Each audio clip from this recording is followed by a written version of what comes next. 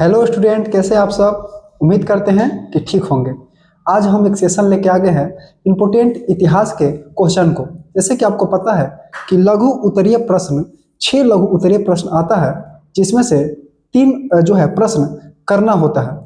तो उम्मीद करते हैं कि आज इस सेशन में जो हम क्वेश्चन कराएंगे, इन्हीं तीनों इसी सेशन में से वो 3 क्वेश्चन आ जाए और हमारे ऑफलाइन के जितने भी स्टूडेंट हैं वो सभी इस क्वेश्चन को अच्छे से देखें और इन्हीं क्वेश्चनों से रिलेटिव आपको टेस्ट लिया जाएगा। जो नए स्टूडेंट हैं, जो दूसरे संस्थानों में अपने तैयारी किए हैं, हो सकता है अपना तैयारी उनका नहीं हुआ होगा, तो आप इस सेशन को अच्छे से देख कर जाए और उम्मीद करते हैं कि इसी सेशन से आपको आपके एग्जाम में क्वेश्चन नंबर आपको क्वेश्चन देखने को मिलेंगे। तो चलते हैं ज़्यादा समय नहीं लेते हुए आपके क्वेश्चन पे।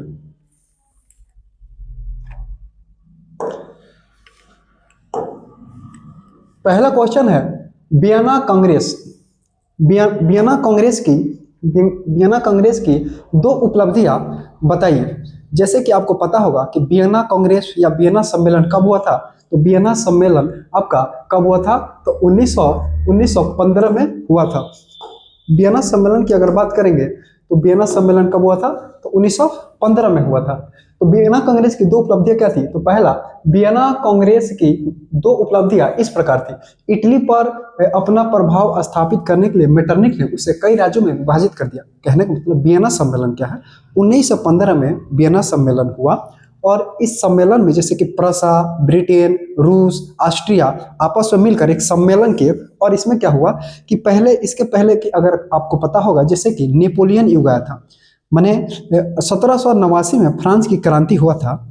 और उस फ्रांस की क्रांति के समय वहाँ का राजा कौन था? बुर्बो वंश का राजा था लुई 16वां। लुई 16वां को गद्दी से वहाँ की जनता हटा देती है और हटाने के बाद से अगला शासक बन के आता है नेपोलियन बोनापार्ट। 1804 में नेपोलियन बोनापार्ट गद्दी पे बैठता है और 1815 तक चलता है। अब इस 1815 में ही एक वाटरलू का युद्ध हो जाता है।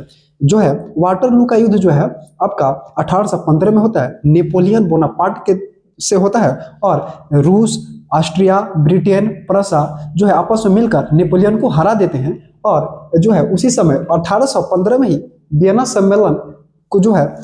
सम्मेलन को स्थापित किया जाता है, सम्मेलन किया जाता है। अब वही बोला है कि वियना सम्मेलन की 2 उपलब्धियां क्या थी? तो पहला थी, इटली पर अपना प्रभाव स्थापित करने के लिए मेटरनिख ने उसे कई भागों में विभाजित कर दिया था। जैसे कि आपने पता होगा कि इटली पर अधिकार करने के लिए मेटरनिख कहाँ का है? तो मेटरनिख ऑस्ट्रिया का रहने वाला है, ऑस्ट्रिया का चांसलर है। चांसलर का मतलब होता है प्रधानमंत्री।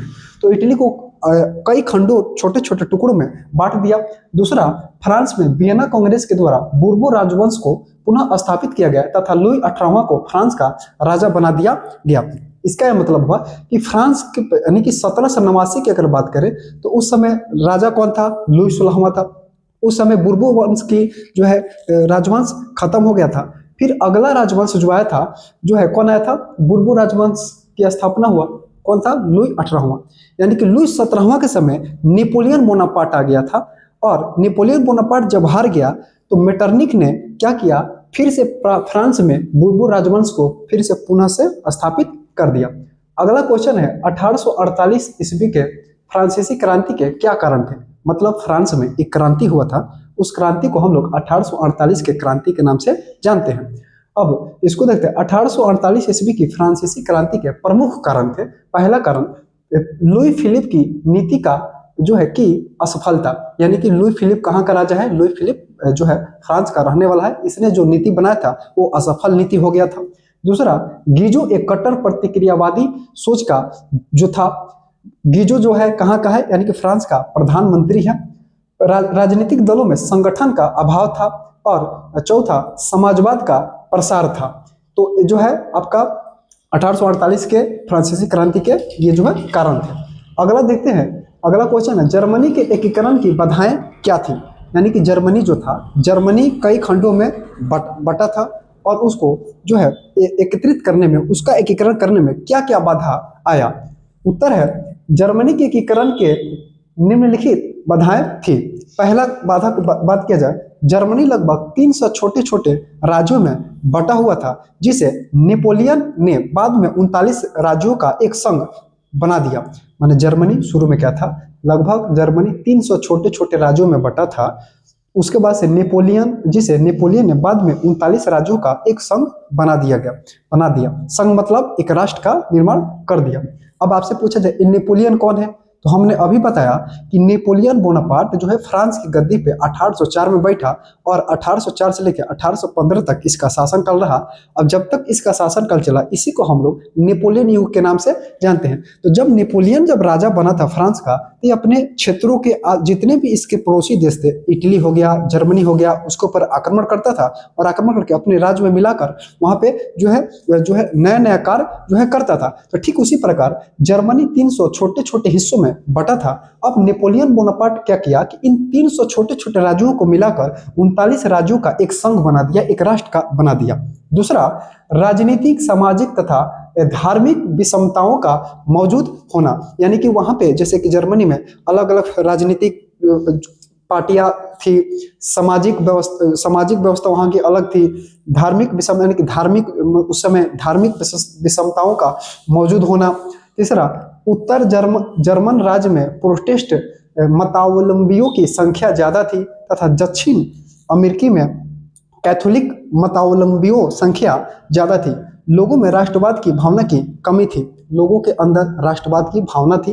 राष्ट्रवाद का मतलब होता है कि अपने देश के प्रति प्रेम करना ही राष्ट्रवाद कहलाता है।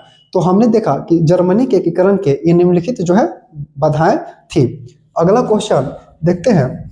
अगला क्वेश्चन है, रूसी क्रांति के किन्हीं दो कारणों का वर्णन करें। रूसी क्रांति के दो क्रांति किन्हीं। अगला क्वेश्चन है, मेजनी कौन था।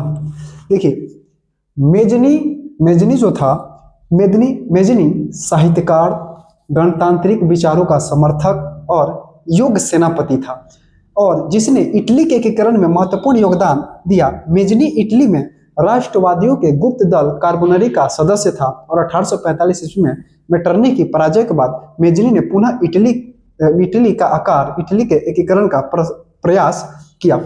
मतलब मेजनी जो है इटली का रहने वाला है और ये एक साहित्यकार था, गणतांत्रिक विचारों का समर्थन था, ये योग्य सेनापति था। इसने क्या किया, इटली के एकीकरण में महत्वपूर्ण योगदान निभाया। जैसे कि आपको पता है अभी इसने हमने कहा कि जो था क्या बोलते हैं, अगला मेटरनिक ने क्या किया, इटली के ऊपर कब्जा करने के लिए जो है उसको कई खंडों में बांट दिया था। तो मेजनी ने इटली के एकीकरण करने में बहुत योगदान जो है निभाया। अगला क्वेश्चन देखते हैं, खूनी रविवार क्या है। तो देखिएगा, 9 जनवरी 1905 ईस्वी को रूस की जनता का समूह रोटी दो के नारे लगाते हुए जार के महल के पास पहुंची तो उसने निहत्थे लोगों पर गोलियां चलवा दी, जिसमें हजारों लोगों की मौत हो गई और इसी दिन रविवार था, इसीलिए इस घटना को खूनी रविवार कहा जाता है। अगर एक शब्दों में देखें, 9 जनवरी 1905 ईस्वी को रूस की जनता का एक बहुत बड़ा समूह रोटी दो का नारा लगाते हुए जार के महल के पास पहुंचे तो उसने निहत्थे लोगों पर गोलियां चलवा दी और इस घटना में हजारों लोगों की मौत हो गई और इसी दिन रविवार था, इसीलिए इस घटना को खूनी रविवार के नाम से जानते हैं। अगला क्वेश्चन देखें, अक्टूबर क्रांति क्या है या रूसी क्रांति क्या थी। अक्टूबर क्रांति को हम लोग रूसी क्रांति के नाम से भी जानते हैं।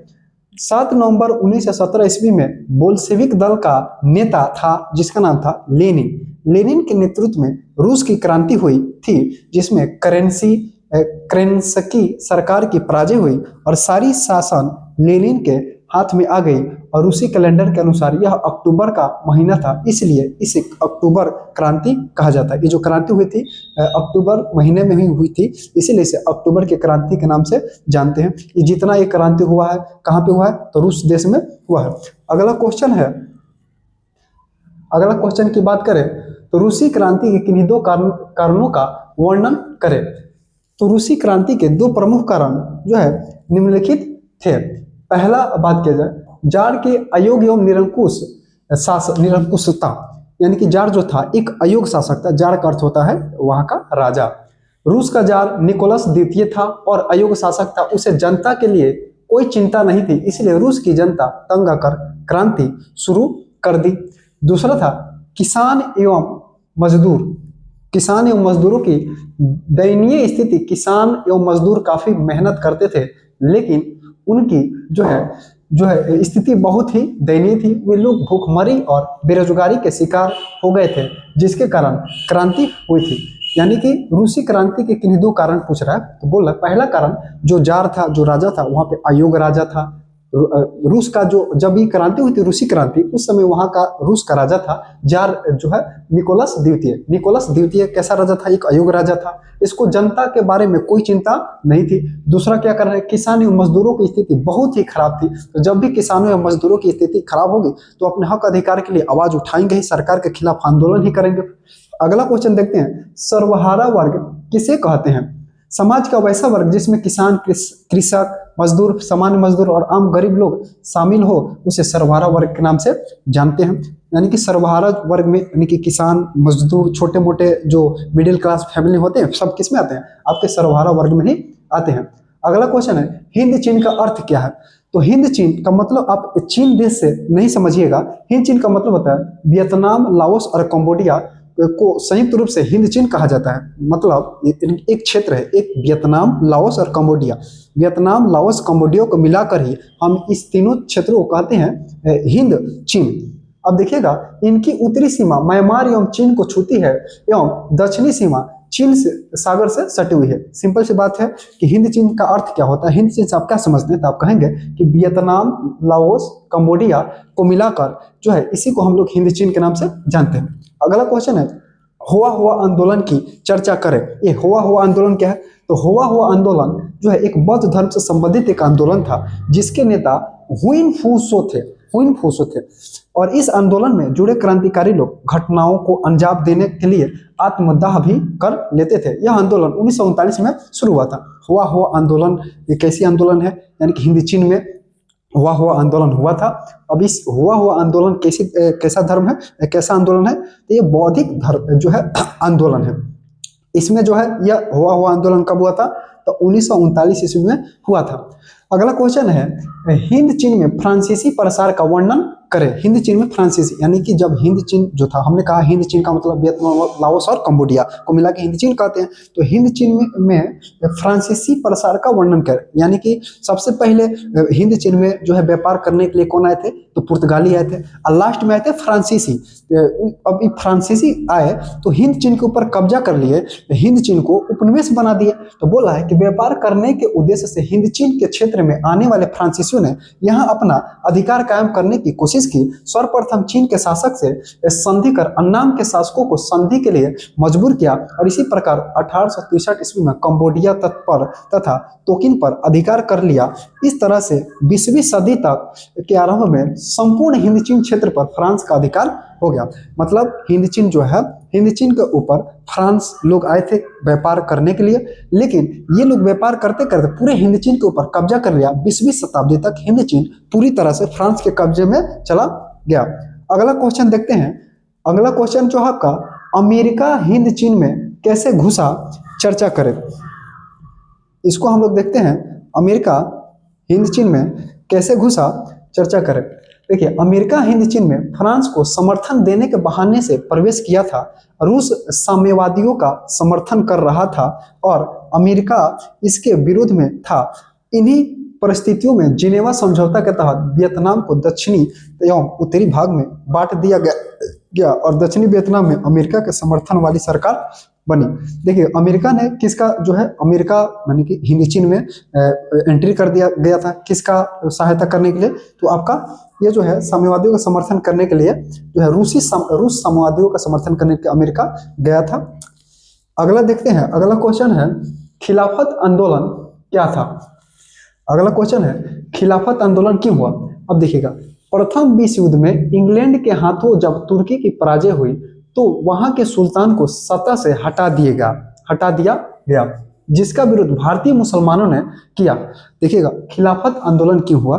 यानी कि 1914 में से लेकर 1918 तक प्रथम विश्व युद्ध हुआ। इस प्रथम विश्व युद्ध में जो है पूरा देश दो गुटों में बटा था, धुरी राष्ट्र और मित्र राष्ट्र। मित्र राष्ट्र में इधर आपका ब्रिटेन था, रूस था, और जो है और धुरी राष्ट्र में जर्मनी था, तुर्की था ऑस्ट्रिया था।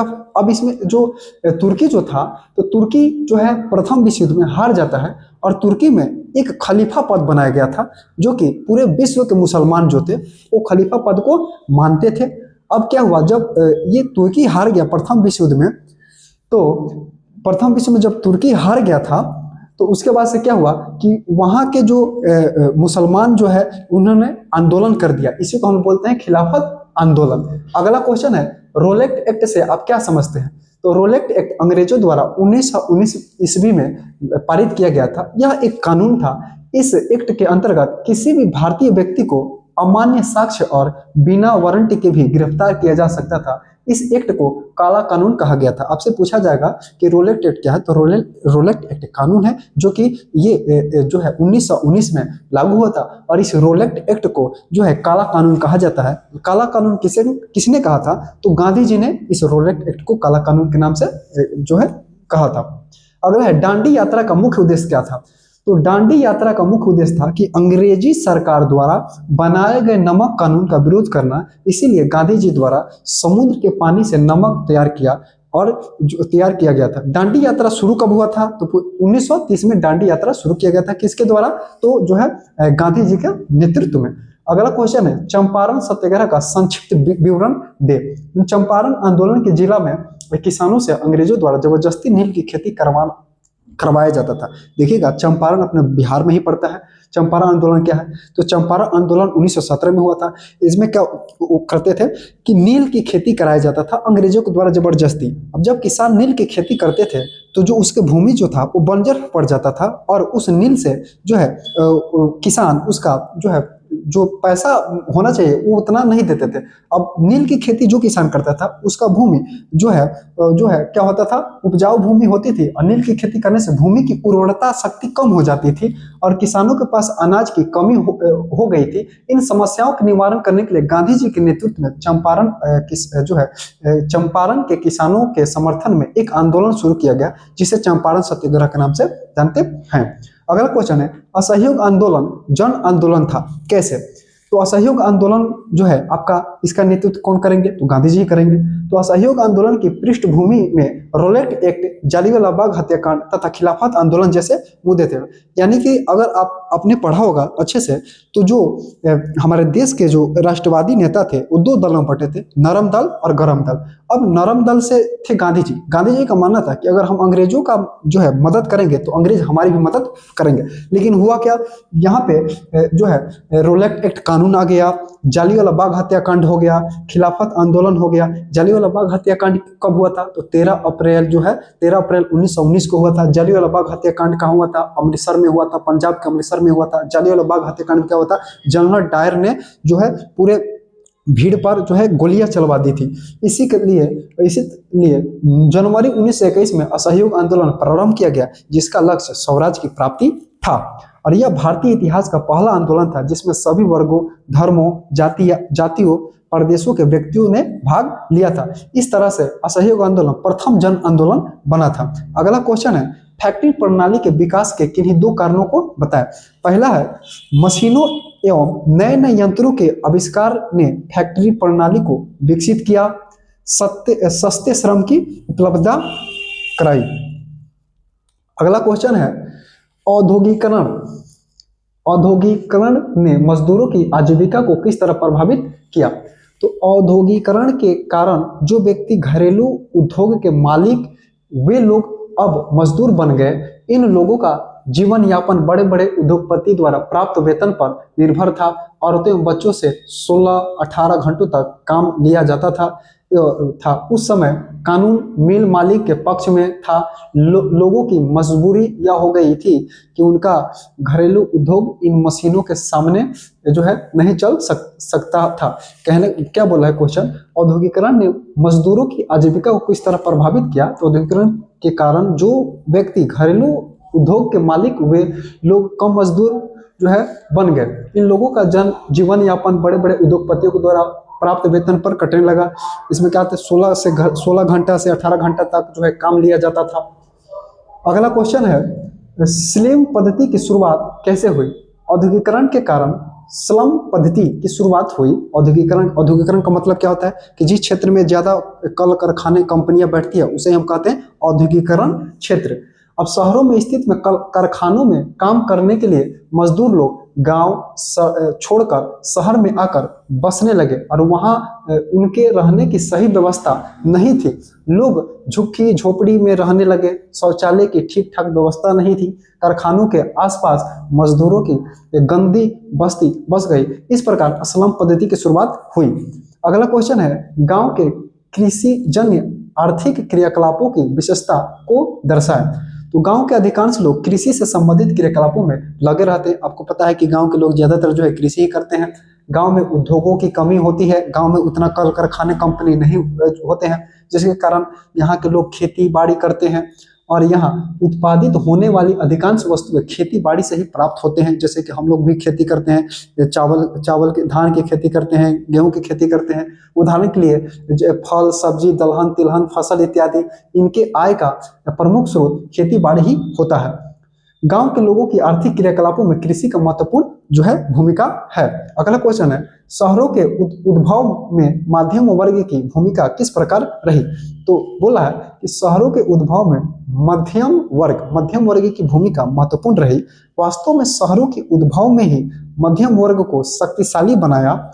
इन वर्ग में जो है शिक्षक, डॉक्टर, वकील, इंजीनियर जो है इत्यादि आते हैं। ये लोग ना तो अधिक धनी थे ना ही गरीब थे, ये बेहतर सुविधा पाने के लिए शहरों में रहने लगे। अगला क्वेश्चन है, श्रमिक वर्ग का आगमन शहरों में किस परिस्थिति के अंतर्गत हुआ। तो शहरों में फैक्ट्री प्रणाली की स्थापना के साथ साथ श्रमिक वर्ग का वहां आना आरंभ हो गया।